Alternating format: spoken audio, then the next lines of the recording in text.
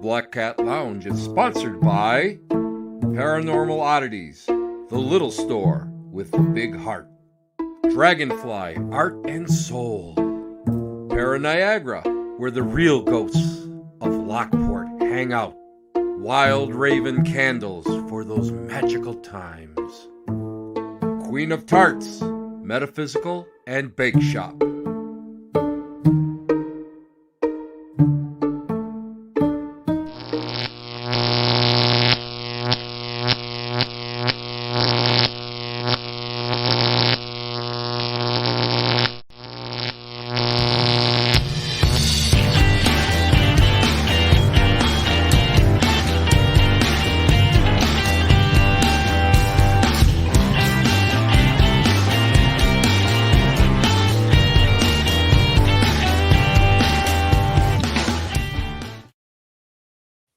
Hey everybody, this is Tim Shaw. Welcome to the final show of March Victorian Madness. And thank you all for being a part of that because, it's very special to me.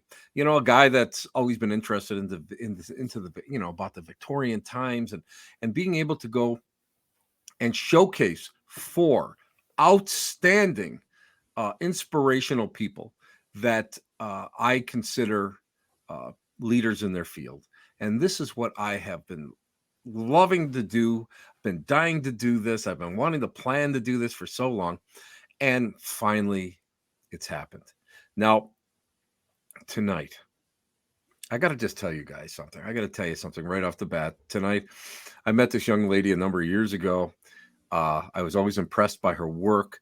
And I have to tell you one thing that I love about her is the fact that she has grown in this field. I'm not talking paranormal, paranormal is paranormal, she has grown in this wonderful, crazy field of universal oddity. That's the best way I can describe it, because she's now a Renaissance woman, because she has written about so many different subjects, and she's been able to go and fit into all these little notches that so many of us can't fit into. And that's something that is really impressive. I met her first. We were up in Canada. We did an event together, and she was just so nice. She's just such a nice person, and her husband is nice. I have to go make sure I put him in there because he never gets any credit because he's always watching the baby. And he's got the important job when our guest is on a show like ours. But what is so great is the fact that she has gone and pushed herself. The best way, let me just get into it. Amanda is an author. She's a sought-after speaker. She is a primo, top-notch researcher. She is a collector of what I call, and I am one of them too, I call morbid oddities, because these are things that so many people would look at and go, ugh, they get the ick factor from it. We find these things beautiful. We find everything about these objects beautiful. Now, I got to read from this long laundry list of titles that she has written. This is a crazy laundry list. Anyway, she has gone and she has written The Female Macabre. Well, she's edited it out. It's an anthology and it's a series. It's all from from the feminine standpoint, the viewpoint, which is phenomenal because not a lot of people have done that, and I think that's great. Harlots and Haunting, that's great. I actually got the chance to hear her speak on that subject. So everybody, that's a great book. A Very Victorian Christmas, I own it because I love anything Victorian. America's Haunted Breweries, Distilleries, and Wineries. So for you guys who imbibe, not that I imbibe, but I will say that because I've taken the pledge 6 times, working on my 7th. And if you guys really want to go and kind of trace a fantastic little road trip across the U.S., that's the one you want. A Haunted Atlas to Western New York. And as someone who has written a regional book myself, I have to say she kind of stepped it up. I love what she did. Ghosts of the Ghostlight Theater, one of my favorite places to be. I love going to the Ghostlight Theater. It is a really, like, to me, it's a real sacred place here in Western New York, and I love what they do there. Oh my God. Let's see. The Cryptic ABC book, the children's book. I love that. I love that. Um, Krampus's Big Book of Yuletime Monsters. Again, something like that should be on everybody's wish list when we come into the Christmas spirit. And I'll probably be promoting her book for that when we start going. And uh, a teens. Oh, I forgot, a teens guide to ghost hunting, and she has an up and coming book called The Art of Grieving, which is the topic of today's discussion. So everybody, please welcome the amazing, the effervescent, the iridescent Amanda Woomer. Amanda, how are you? I'm good. That was quite the introduction. Oh my Well, goodness. Amanda, listen, when I have an author on that has that many books and titles to her credit, I have to go and I have to really kind of just keep it flowing and make sure that it's out there so that that you get your due. Well, And thank it's you. something, yeah, and it's something that, you know what, you I remember when you were kind of like a little shell shock in the beginning when you first got the atlas out, Yeah. and now I see what you've gone in, how you've developed. And I think one of the greatest things that I heard you say is, I ran into you at the Buffalo Curiosity and Oddities Expo. You sold out. When I was standing there, you were calling, hoping that you could get on whatever More. books you had in stock, and you Yep. sold those out one day. That was, you know what, that is a testament. That is a true testament of your work and the quality of the work, and people Well, thank really you. love that. So congratulations. And of course, I Thank mean, you. you are a collector of morbid oddities. How could I not like you? I mean, it's so great. Everybody goes, well, Amanda got this, she showed this. We're not This is what I love about Amanda. Neither one of us are in competition. I was gonna Whoever. say, usually we'll be texting each other, be like, "There's a hair wreath on eBay. Go, go, go!" Oh my God. As a matter of fact, guys, you know what she did? She did that to me, right? I'm looking, I'm going, oh, that's beautiful. And she goes, I don't think I it's don't sort of, want it. yeah, I've got this and that. I go, next thing was about like 3 minutes later, Amanda, I bought I it. bought it. I bought it. I had to buy it. Yep. So, I mean, we share the wealth. And I think Yeah. that's what's so fun about what we do. Yeah. And I think that a lot of people don't realize that you can be friends. You don't have to be in competition. We talk a lot sometimes about a lot of the same subjects, Hmm. and it doesn't matter. And Yeah. you know what? If Amanda tomorrow, if I needed something, and I had asked Amanda to help me with a project or whatever, I know she would do it. And it's likewise the same way. So that's the Yeah. way this field and all the fields that we live and coexist in should be. Now, anyway, I wax poetically enough of that. Let's get down to brass tactics. I mean, we went and tactics, it should be tax, but you can tell I've been reading military history all day.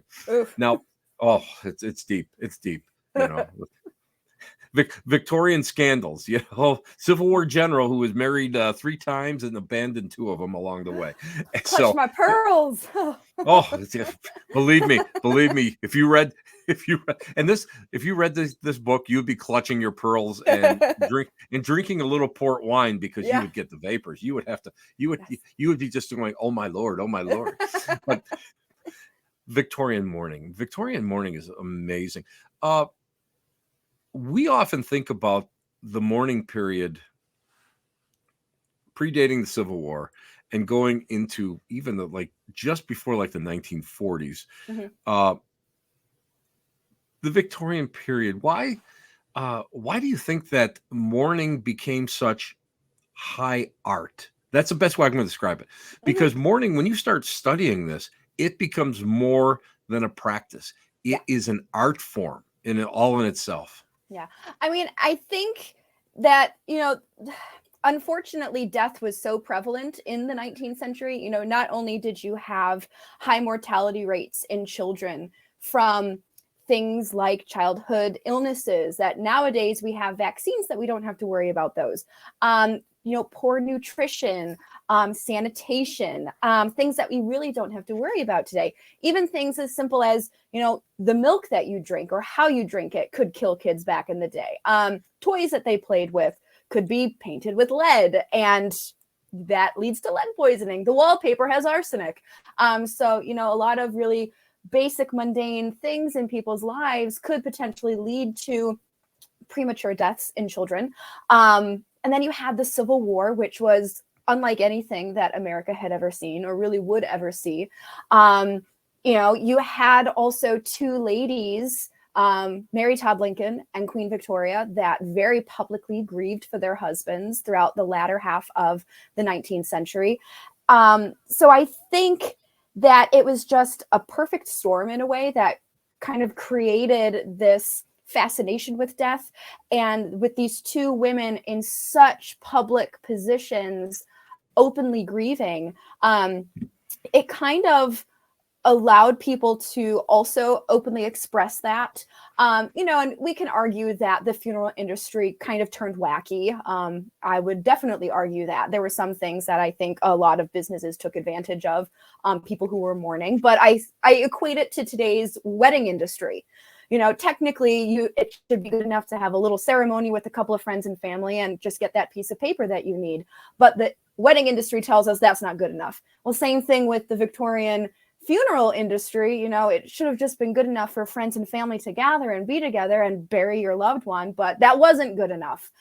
So we had to have these public displays. And I just think over time it became accepted. Decades passed, generations passed. This is what people expected. This is what they knew. And I think that in a time after someone has died, whether it's a child or a spouse or a parent or a friend, doesn't matter who, it's always a very uncertain time in your life. So if you can look to these mourning rituals, these regulated rules of fashion and jewelry and photography and things that you should and shouldn't do, it's almost an anchor to keep you present, and not drown in that grief. And I think that that's something today, we don't have that. We don't have rules. We don't have regulations.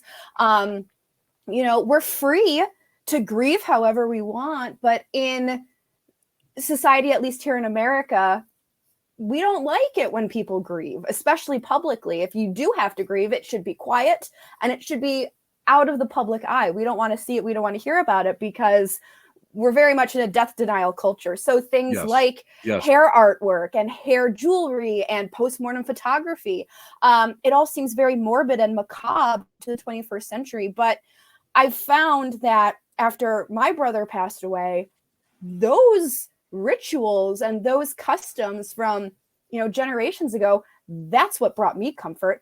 After my brother died, we took photos of his body because that's the last image of his time here on earth. We want to capture that.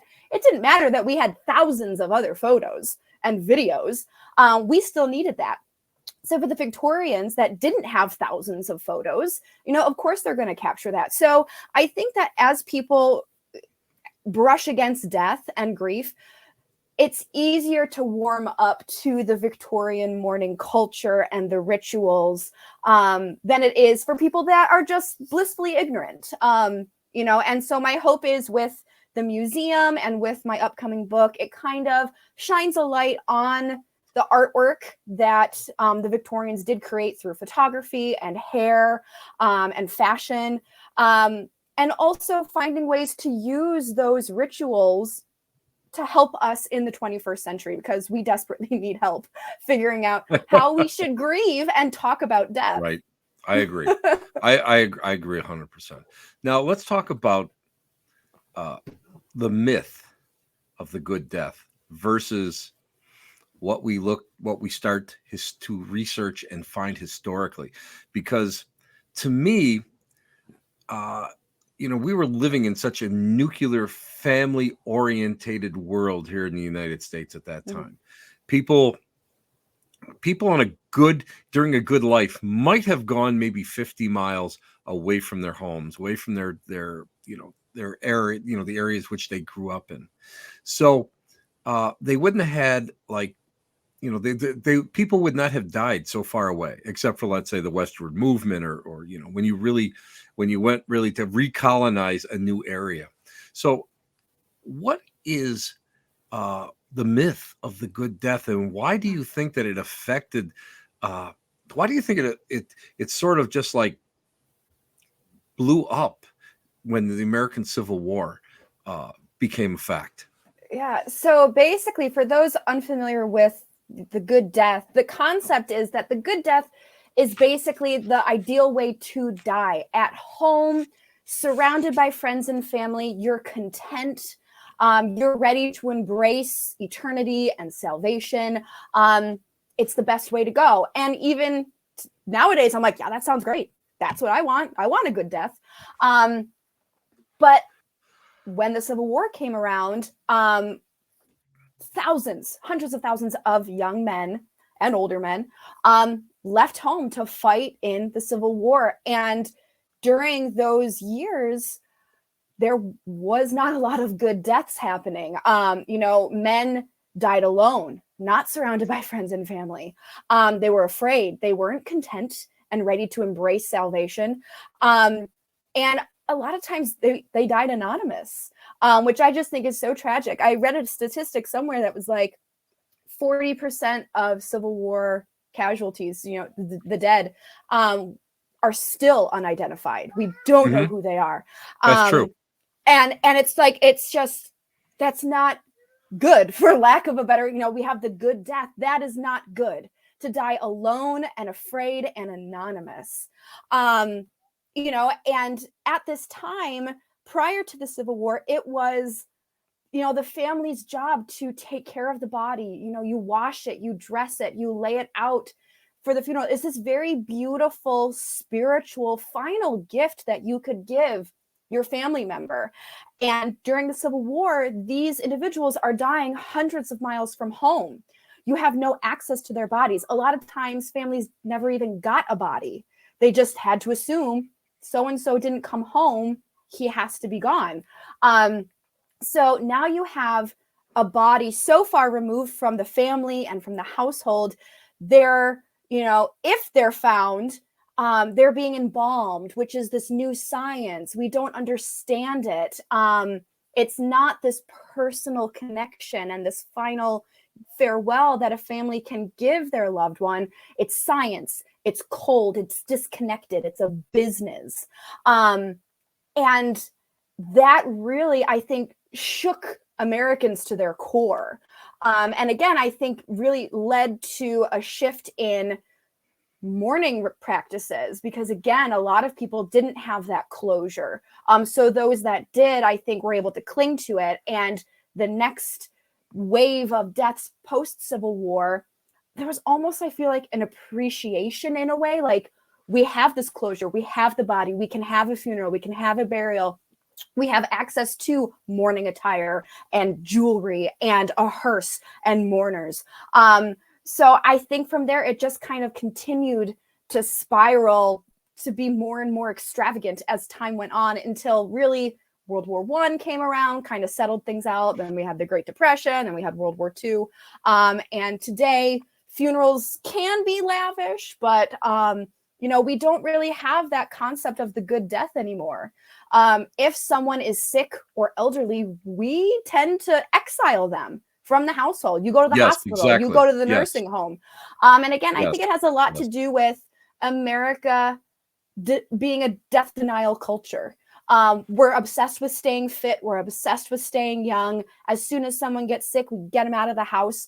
There's only just starting to be a resurgence in home funerals, people being able to die at home, surrounded by family, having a funeral in your home, not being taken away by the funeral home, So I'm very interested to see where we'll be in the next 10, 20 years, to see if we can kind of return to the concept of a good death. That's fascinating when we start thinking about it. Death is hidden here. Nobody wants to go and face the ugly truth.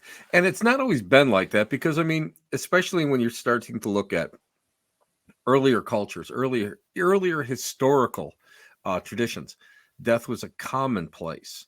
Mhm. It was something that, let's face it, people butchered their own animals. They were used to that. Civil War soldiers would walk by bodies and look at them and say, yeah, I don't see anything different from a human body or a hog that's been butchered. Mhm. That is their mentality. This is, people have to look at that through, it's hard to look through modern eyes to something Yeah. of that nature. And people don't get that. And uh, if you walk through a cemetery, and I know you have, not that you're morbid in any way, Yes. like me, What? just, That's morbid?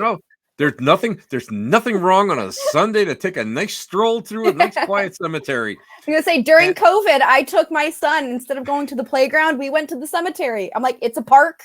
There's no one and here. We're and safe. believe me, that one's safe. I think the cemetery was safer than the park. Oh yeah. But and of course, I mean, we have seen some of the people that have been in the park lately. But you start seeing memorials Mhm. where they were, the bodies aren't there. They're Yep. cenopaths, and people Mhm. don't realize that when they're looking at some of these memorials, that there is nothing underneath it. It's a plot, Yeah. and it's just a memory. Yep. And people are not getting those memories alive. Now, let's quickly talk about the preparation. Let's say somebody in the family would pass away in the Victorian age. What would be done with the body, and how would it be basically prepared, and how it and there and what I find amazing is that in many places they automatically thought about caskets or coffins. Basically it would be caskets back then, or no, coffins back then. The caskets are a little bit different, Yeah. but uh, I mean, people sometimes were just buried in shrouds. Mhm. So, I mean, who would prepare it, and how really, basically, what would they do, and how long? Here's the best one: how long would the average wake last? Because everybody here goes, "Oh, it's a 3-day wake. Oh, it's a 3-day drunk fest." But I mean, believe me. Well, I'll let I'll let you talk about them not embalming them. Yeah. Yeah. So basically, one of my favorite things about um that's a horrible way to start this conversation. My favorite thing about after someone dies. But I love the superstitions, and that might have something to do with like my roots in being a ghost gal, as Richard Estep says. He started as a ghost guy, I started as a ghost gal, and we've kind of gone in different directions all over the place. Yes. But one of my favorite things is the superstitions. The minute that someone died, you would stop the clock. And Yes. one of the superstitions is if you didn't stop the clock, the soul wouldn't be able to cross over into the next reality of sorts, or the next life, and they would haunt. A lot of things to do with haunting. And they have coffin plates that they go for a lot of money. I saw one that just went for about $1,400. It's the sad hour coffin plate. Yes. With posable hands that you can pose to the time of death. So that's very important. Uh, Windows would be shut, so the spirit couldn't escape and get out into the world. And again, they would roam, they wouldn't be able to go to heaven, basically. Photos would be turned down or face the wall. Mirrors would be covered, otherwise the soul would get captured. And then it would be the family's role. Most of the time, it was the women's role to take care of the body. A lot of times we see examples of children even being present, at least. And again, that's something that is huge in today's day and age. A lot of times kids do not have any knowledge of death, or how to grieve. I was lucky in a sense. My very first brush with death, I was 6 years old. I went to an elderly friend of the family's funeral. Several years later, one of my very good friends passed away from a tragic accident, and that was my first real brush with death, and I was 9 years old. So Victorian kids, they were in the house when grandma and grandpa or any other family member was dying, and when they died, and when their bodies were being prepared. Like Tim said, we weren't embalming bodies at home. This was a new science that was happening out on the battlefields. The latter half of the 19th century, it kind of picked up a little bit. But at home, you didn't embalm a body. So flowers became very, very popular. I mean, Yes. in today's day and Yes. age, you go to a funeral, there's flowers all over the place as, tokens of affection and ways for friends from far away to say that they're thinking of you, they're still with you. Well, back in the day, that was there to cover the smell of the rotting body. So things had to happen fairly quickly for things to not decompose too quickly. One fun fact that I always like to tell people, because it's a fun little quip that you can like sneak into conversations, is the reason why it's called awake is that the story goes that someone would remain with the body 24/7 from death until burial to make sure the person was actually dead. You always Yes. hear the horror stories of people being buried alive, saved by the bell, things like that. So one of the ways to avoid a premature burial, as Edgar Allan Poe would say, was to have someone stay awake. So that's why we call it awake. Obviously, we know if we're going, especially to an open casket funeral, they are dead. This is not a concern anymore, but that's kind of one of the traditions that has been passed down over the centuries now.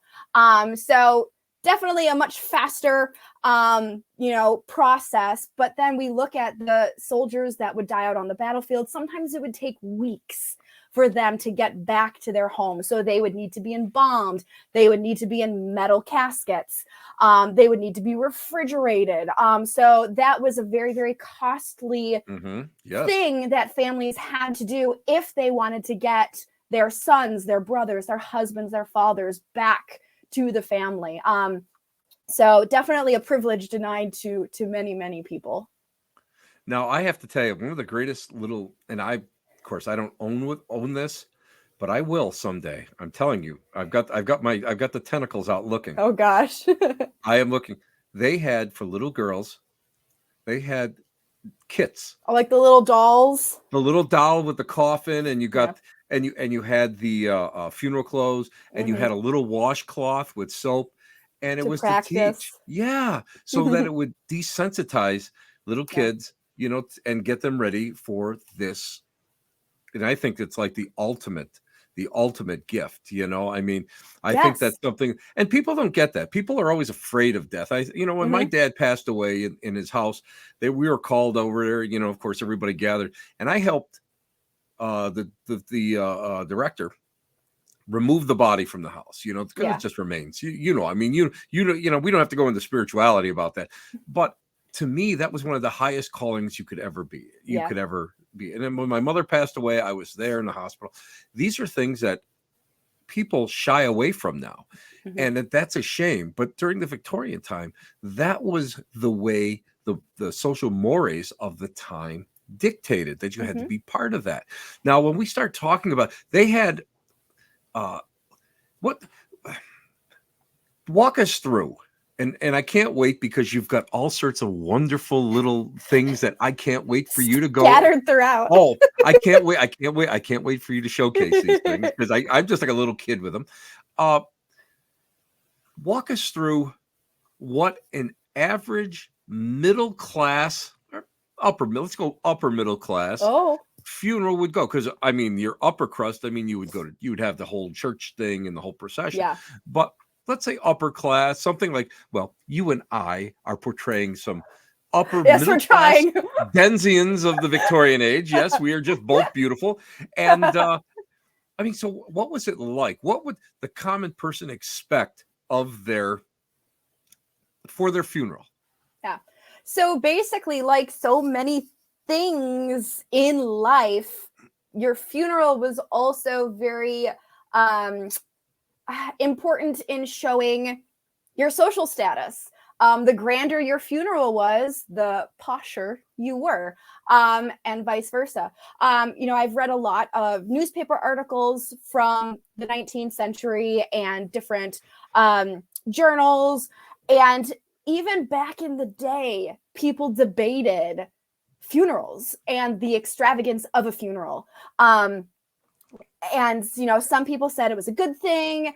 Other people said that it's putting a financial burden on people who are already struggling. And I just found that so fascinating, because I always just assumed this is what they did. This was accepted. This was the culture. But even back in the day, it was debated. But, again, it ranges completely. But, a lot of times you would have a procession from the house to the church, or from the house to the cemetery. And you would have, if you were lucky, a carriage drawn by a horse. You would have black crepe dripping from it. You would have a procession of mourners. You could actually, if you were financially able, you could hire professional mourners. One of my favorites examples of that is in Oliver Twist. When Oliver gets sold to a funeral home, he gets, basically his role is to be a mute, which is a professional mourner that you can follow in the procession and weep and cry. So you had that aspect of it. A lot of times you would get funeral cards, which those are out of reach. I have them over there. Son of a pup. I wish I had like little grabbers. Mine are across the room, so I can't get mine either. I know. I'm like trying to be like, can I reach it with my foot? But a lot of times you would have the funeral cards, which would have the name, sometimes would have the birthday, the death day. And it would 9 times out of 10, it would be black trimmed. That's how you would know someone has died. It would come in an envelope that is black trimmed. So, even before you open it, someone has died. This is not good. And often those cards, depending on the status in the community, whether it could have been a politician or a celebrity, royalty, presidents, we're talking way higher ups, those would be used as your tickets into the funeral in very, very fancy situations. But just kind of like our funeral cards today, like I have a regular one right here. This is my grandmother's funeral card. We have these in today's day and age. We still do this. Back in the Victorian era, they would have their black trimmed funeral cards, and you would take it home with you as a souvenir. We also have funeral biscuits or mourning biscuits. That was another thing, that guests would get these little ginger biscuits to take home with them. So it was a display of your financial stability, but also your love for the deceased. The more you were able to produce for them, the nicer the coffin, the larger the procession, the nicer the funeral cards. It again, it's part of this funeral industry that's like, well, just burying your loved one in a shroud in the ground is not good enough. You have to do this and this and this and this. And it's very interesting to me that this was debated as far back, I think 1849. I saw someone arguing against these customs even before we had the Civil War and Queen Victoria mourning Prince Albert. So it's been debated for centuries, and we still debate it today, of whether it was misogynistic or whether it was, an industry taking advantage of people in complete and utter grief. So it's really interesting to me that some people are for it, some people are against it. Just like 200 years ago, people were for it and people were against it. So we'll never agree, that's for sure. It's true. Now, I'm rapidly going through this because you and we could talk for like 20 hours on this topic. I know. Something that is like just so unjust, and it's typical Victorian, and it is, and I hate to even say it, it still raises its head now. There is a great discrepancy between men and women. Periods of mourning. Now, men, they just get themselves a black armband and a little hat band. Yeah, a little hat band, and they could still be a little stylish, and they could like mourn for maybe 3 months and then find themselves a young babe so that they could go and some new wife, this young wife, could take care of these other kids, so he can go out. It was expected he would go out and work. And of course, in the in the case of some of these great Victorian rogues, there were many young women that came and went. So, but for women, it was an entire industry. And I mean, they were expected to mourn even children were expected to mourn. But tell everybody about how long of a mourning period a woman was expected to properly mourn before she could even go out into society. Yeah. So I always have a list of like, this is what happens when someone dies. These are the expected, timeline. For cousins, it's 4 weeks. For a grandparent or a grandchild, it's 6 months. For a child mourning their parents, or vice versa, parents mourning their children, it was a full year. But widows, the poor widows, they would have to stay in mourning for 2 years. And we had multiple stages of mourning. I personally break it down into 4. Some people do it into 5. So you have deep mourning. This is reserved only for widows. If you were not a widow, but you dressed in deep mourning, that was a huge no-no. It was considered to be an extremely bad taste. People would hardcore judge you. So deep mourning was solely for widows. Now, this is kind of the iconic image that people have in their minds when they think of women in Victorian mourning regalia. It is the widow's weeds. So you have, a black matte dress. It can't be shiny. It can't be silk. It can't be satin. That has a luster and a sheen to it. So it has to be very dark. So wool, crepe was very popular. And on top of this, no jewelry. You would have black gloves, black shoes. You would have a black bonnet and the black veil, the iconic black veil, usually made of crepe. I could talk all day about crepe, but basically, I have a photo in my storage space of a woman in a complete dress made entirely out of crepe. Now, crepe is basically crepe paper. We know it from when we hang it at birthday parties. Imagine wearing a dress of it. It's heavy, it's itchy, and it could be deadly. If crepe ever got wet, whether it was a dress or the veil that would cover your face. Now, this was a huge veil. I saw one account that said that some women were expected to wear 8 yards of this. I don't know how it's possible because that's a lot of fabric, but it would go down in front of your face till at least your waist, and then the rest would go behind you. And that was to completely shield you from society if you had to go out. If the crepe ever got wet, either from rain or tears, we are mourning, we're sad, it would leave purple or black stains on the face and on the skin. And the only way to remove it, I'm going to pronounce it wrong because I've only ever read it, was a mixture of tartar and oxalic acid. I might be pronouncing that wrong. No, you're right on with that one. Okay. Acid. This is bad. You would mix it together and you would rub it on your face, but you would have to wash it off right away. This could lead to burns, blisters. In some very bad instances, it could lead to death. This was also a heavily chemically treated fabric that these women were breathing in. They weren't getting any sunlight, sensory deprivation. So eventually doctors did suggest, let's back off on the crepe. Here's some tulle. Here's, Henrietta fabric instead. Here's nun's veils.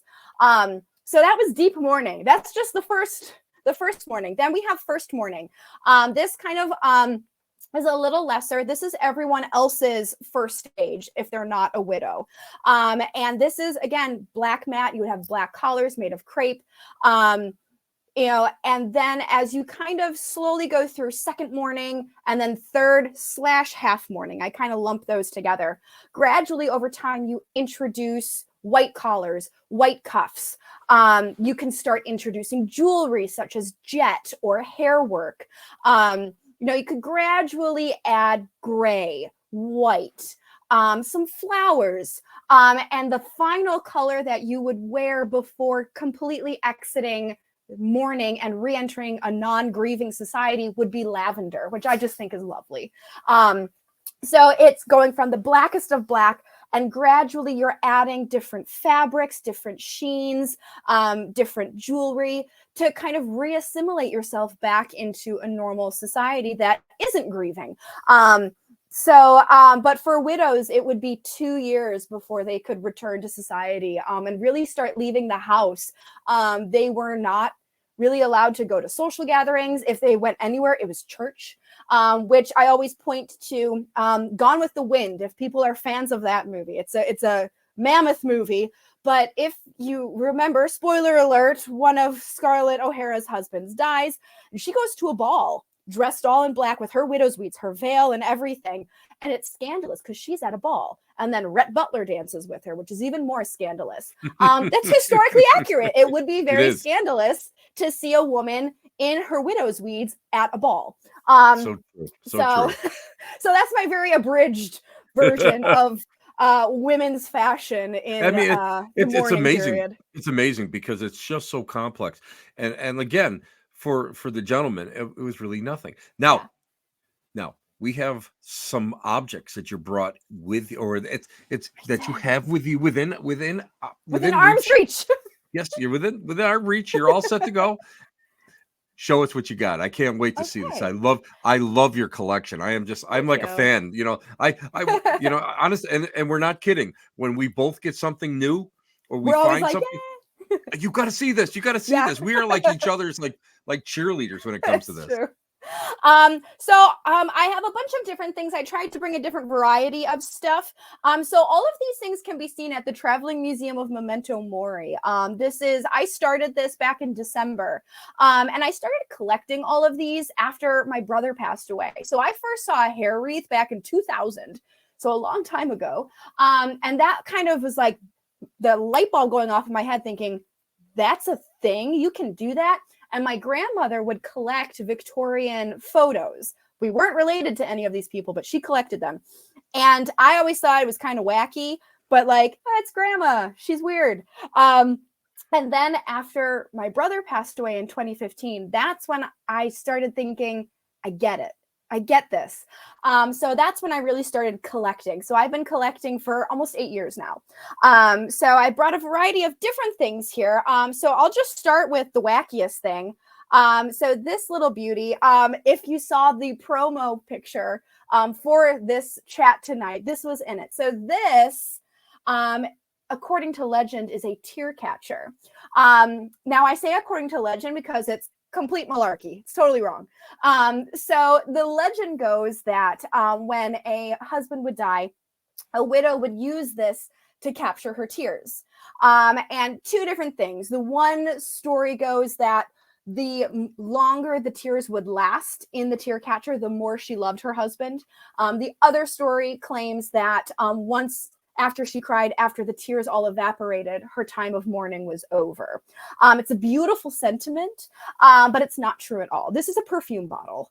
It's a throwaway perfume bottle, a sample perfume bottle. It's beautiful, but it's just a perfume bottle. You can actually see, I'm going to try to be like an actual influencer. At the bottom, there is still some perfume in there. So this is just a perfume bottle, but these fascination with Victorian mourning rituals has created several myths and legends. So the tear catcher is one of those myths. So it's a fun little piece of folklore, we'll say, because it's not a piece of history. But I have it in our legends and lore section. So a lot of fun. That's a very beautiful concept, but it's not real. So the other thing I brought, or another thing I should say, I brought several coffin plates. This is one of my obsessions. I absolutely love coffin plates. So the idea, before I show them to you, the idea with coffin plates was that when someone died, you could purchase a coffin plate or plaque. They're also known as coffin plaques. To place on the casket or the coffin. But before the body was put into the ground, the family would take the coffin plate and bring it home with them as one last memento. So I have 3 different coffin plates here to show everyone. The first is a child's coffin plate. But again, I'm going to try to get this up there. Oh, that actually turned out okay. So the first is a child's coffin plate, like I said. And how we know it's a child's coffin plate is 2 things. The first is Our Darling along the top. Usually if you see a grave that says Our Darling or a coffin plate in this sense, it's child. The other thing that gives away that it's a child is the lamb. Again, same thing as Our Darling. If you ever see a lamb on a grave, 9 times out of 10, 10 times out of 10, it's a child. So these were mass produced. So these are actually pretty easy to find. I know a lot of people that own this exact coffin plate. So this is an example of a child's coffin plate. This one is another example of a child's coffin plate. A little simpler, but not necessarily mass produced. And what I love about this one, again, I'm going to try to like show it with my hand behind it. You're doing a great job. Thanks. Is on the sides. So right here, and this is hard. Right here, you can see that it's broken. So these two areas are where the screws would attach the plate to the coffin, and it's broken off. So we know that this was used. This is a used child's coffin plate. So this one is very near and dear to my heart. But the one that means the most to me is a personalized one. So they can be generic, like the ones I showed. They could be our, father, mother, our darling. But a lot of times they could also be personalized. So this one, it's going to be a little hard because it's a little shiny. But this is a local girl from here in Western New York named Lydia Furchin. And I went to an estate sale last month and I got this. And this was wrapped in a towel and put in a piano bench and left there for who knows how long. Oh, wow. Yes, until the liquidation company found it. So this is in honor of a girl named Lydia Furchin, and it says died October 28th, 1904, age 13 years, 2 months. So I'm going to try to hold it up so you guys can see. That's beautiful. So, and the best part about it is it came with a photograph. So this photo, this is really hard to do. I don't know how people online do this. You're doing it. It looks great. So this is Lydia, obviously a younger photo of her, but in the center, right down here, is the coffin plate. So you can see the coffin plate in the middle, and we have the coffin plate here. That's amazing. That's much shinier in here. So this is what a duo. That is absolutely gorgeous. Yes. And I'm going to say that the company did not know what they had because they did not charge enough money. Oh, so up next, I brought another fun piece of medical history. Mm-hmm. So this going back to what I talked about at the very beginning, where I talked about how children had very, very high mortality rates. It was a crazy amount. I want to say, I might be wrong on this statistic, but I want to say it was about 45% out of 1,000 successful births. So the birth has to be successful. 45% of those births, the child did not make it to their 5th birthday. So a huge number. And one of the reasons why was because of these guys. So these are nursing bottles, and they have been dubbed murder bottles. Now they come in several different shapes and sizes. This is called the banjo or the turtle style, mostly because it has this neck here. It has a flat bottom that could lay. And the beauty of these bottles is that they were self-feeding. So a child would have this laying next to them. There would be a long hose with a nipple that the child could drink their milk while mom did housework, took a rest. They were very, very convenient. Unfortunately, 19th century Martha Stewart, named Mrs. Beeton, told her readers that you only had to clean these and change the nipple once every 2 weeks. Yes. Wow. Which is disgusting. So this would become just a breeding ground for bacteria, deadly bacteria.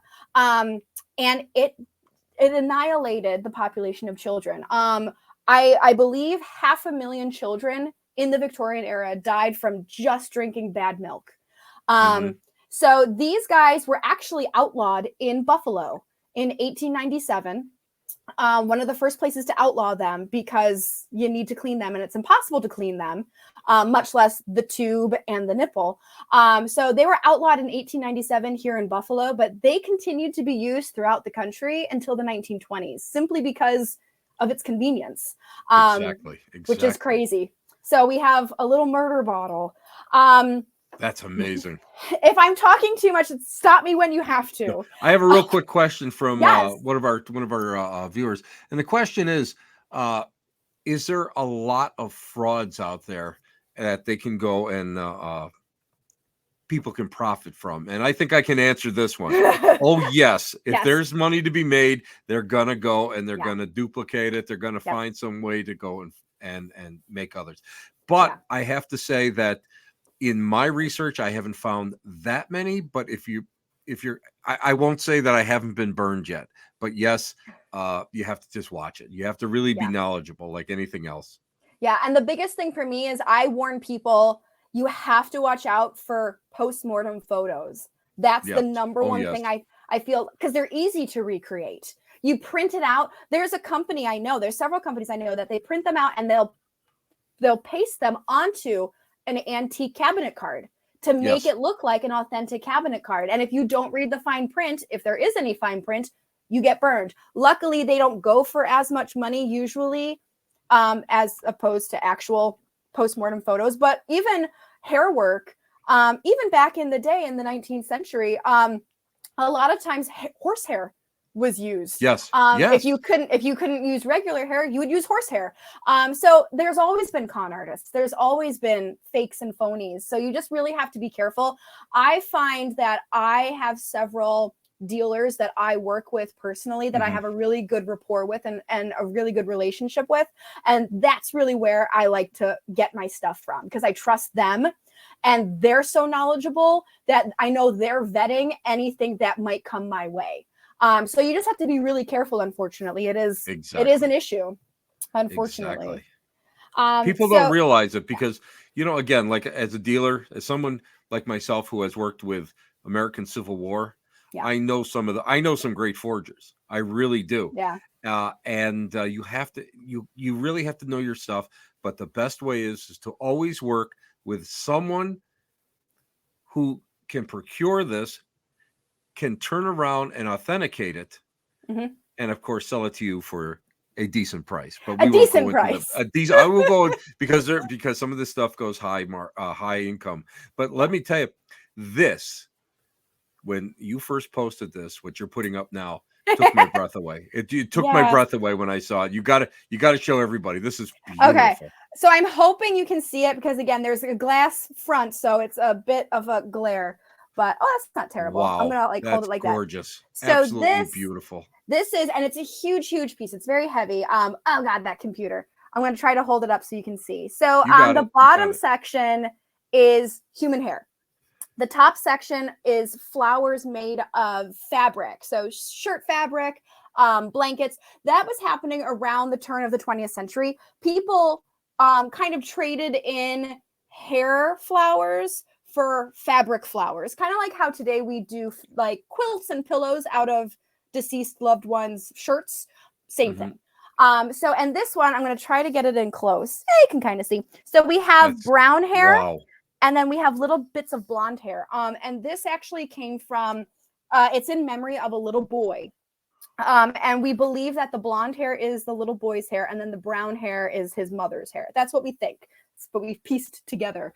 But this is my March impulse buy, let's just say.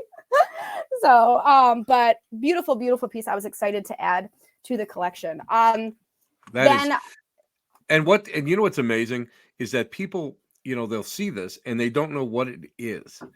And I look at it and I'm going, my God. And the one piece that you alerted me from and I bought it like seconds after you told me, when it came in, it has little tiny slivers of paper. And on those slivers of paper are actually the names of the people, of whose hair that was. That makes so that to me, I mean, I looked at that and I get the shivers even right now when I think about it. It's just that makes me happy. Absolutely gorgeous. Just so beautiful. Oh, so that makes me happy. So this next piece that I have is our oldest at the museum, and it hasn't appeared anywhere yet. I just bought this from a friend of mine, and it's a homemade book. I'm going to see if I can show it to you guys. Oh yeah, it's good. It's good.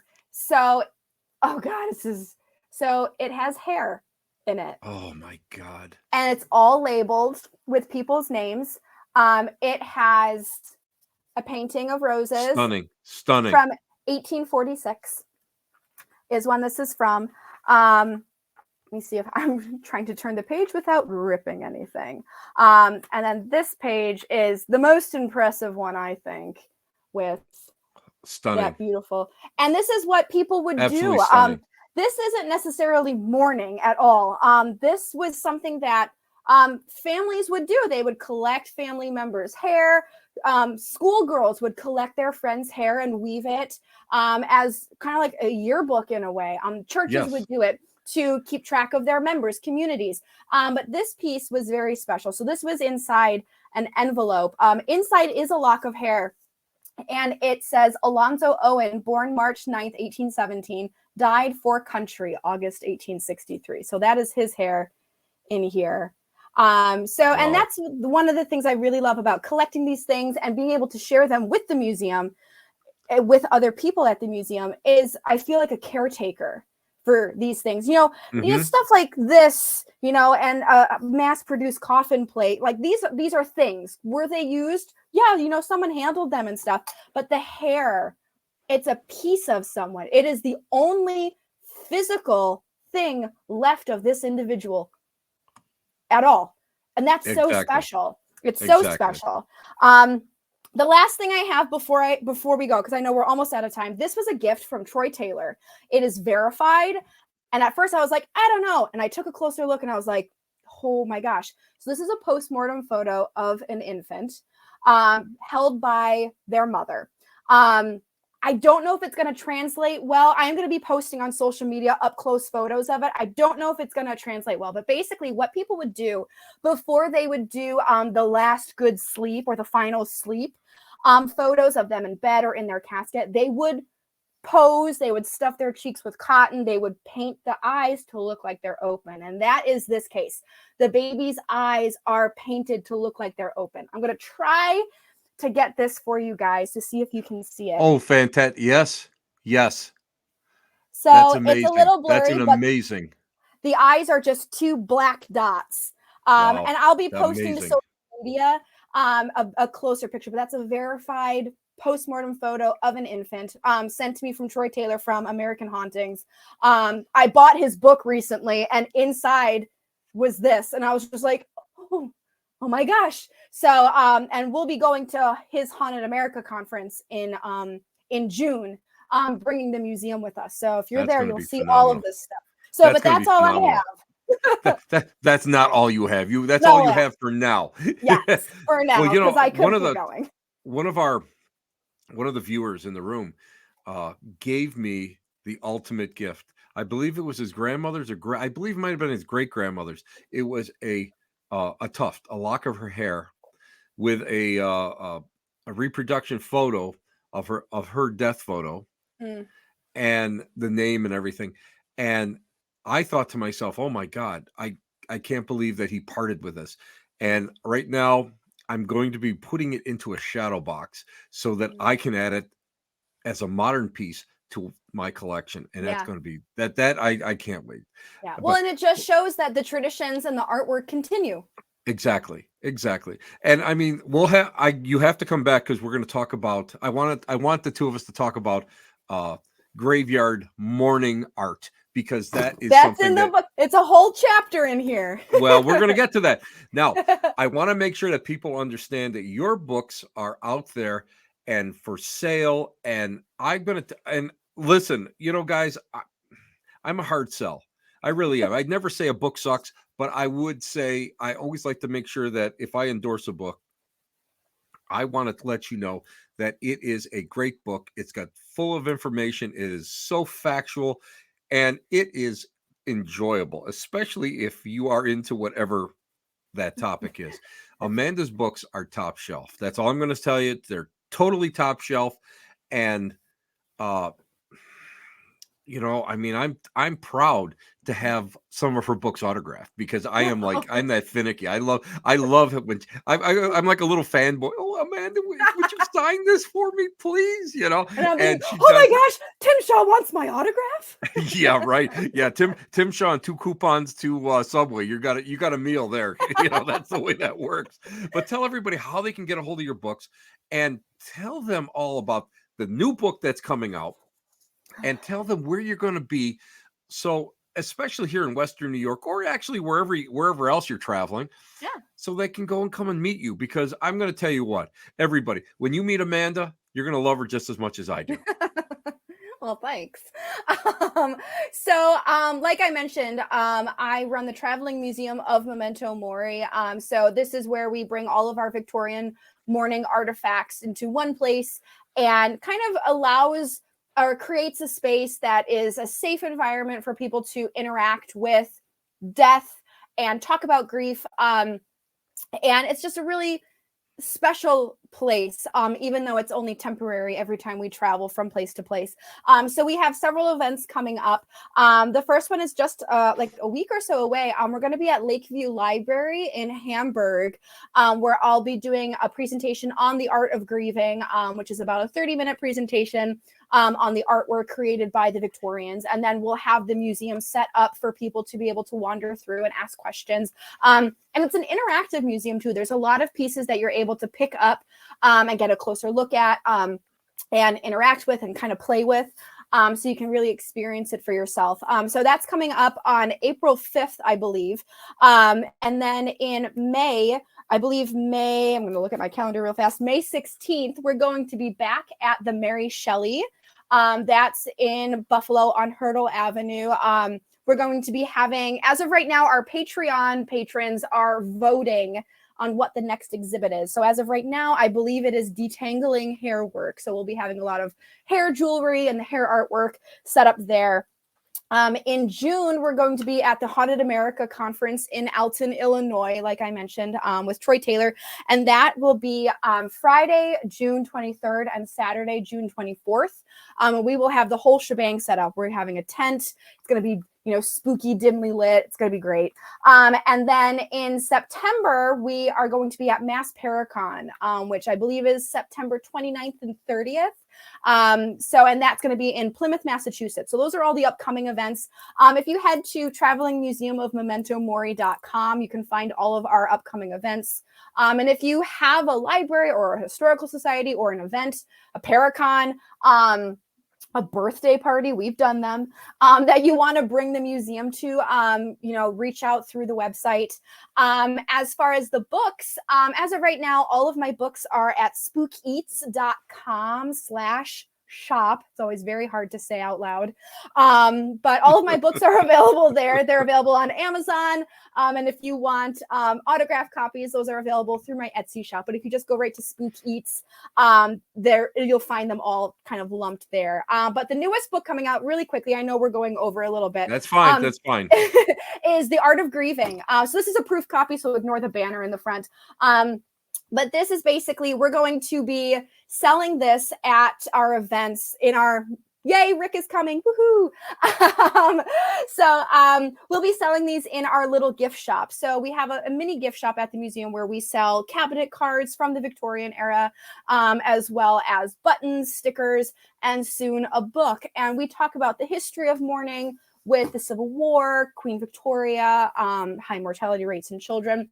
And then we go into the artwork that was created. So postmortem photography, spirit photography, cemetery artwork, fashion, and of course, hair artwork with jewelry and the larger artwork pieces. And then we talk a little bit about how we can use these traditions and this artwork to help ourselves with our grief and mourning in today's day and age. That will be happening soon. I'm not sure if it'll be available for my April date, but it will definitely be available for our Mary Shelley date in May.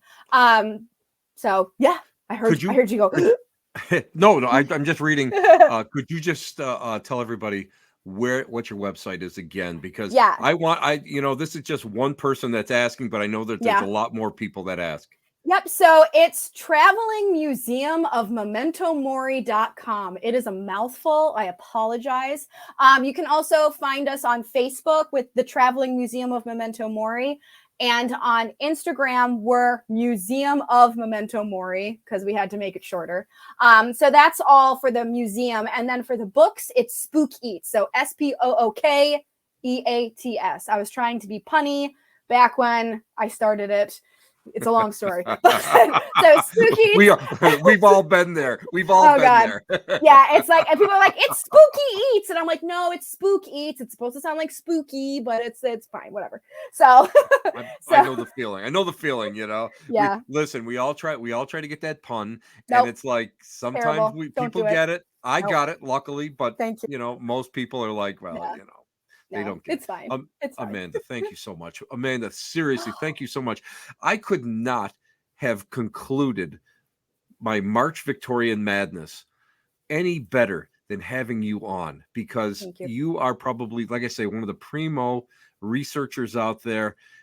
You're, you know, I consider you a colleague. I consider you a friend. I consider you an equal when we start talking Mm. about all of our interests. I'll just say interest is the easiest Yes. way to describe it. And, you know, I love when you go and you speak. And if anybody Thank you. wants to go and just sit down and learn, and it, you know, I can research this. I could research this topic for years, and I could come to one of your lectures and still walk away having learned something that I didn't know before, Yeah. which makes me mad because I can't believe I didn't see it. But I just love the fact that you can dig so deep. Thank Amanda, you. thank you again. Hang on the line for just a couple Yep. minutes, and I want to thank you properly. But what you know what, you knocked it out of the ballpark today, Thank because you. this was the ultimate ending for my Victorian madness. Thank Thank you you. so much. Hang on just a couple Yep. seconds. Guys, was she not wonderful? She is probably one of the best researchers. I absolutely love. I love listening to I'm her. off. I love hanging out. I love, you know, she's just such a font of information. And I always say that, you know, I mean, I knew, and I always bring this up, and I don't want to say it, but I knew a great writer, Rosemary Ellen Guiley, personally, and I always thought, I said to her way back that you were going to equal her, and she is well on her way. She really is well on her way. And I know if Ro was alive, she'd be like, "Go get him, girl," because you got a lot to say and you got a lot to cover. And every book that she has written and published is amazing. It's just amazing. So anyway, guys, until next week, we'll talk real soon.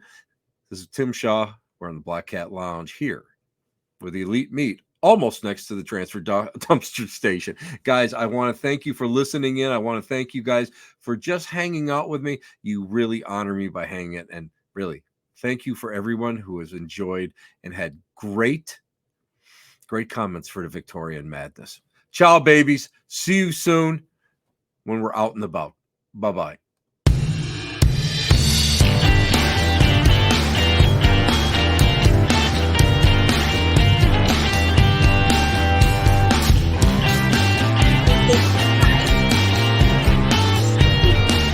Like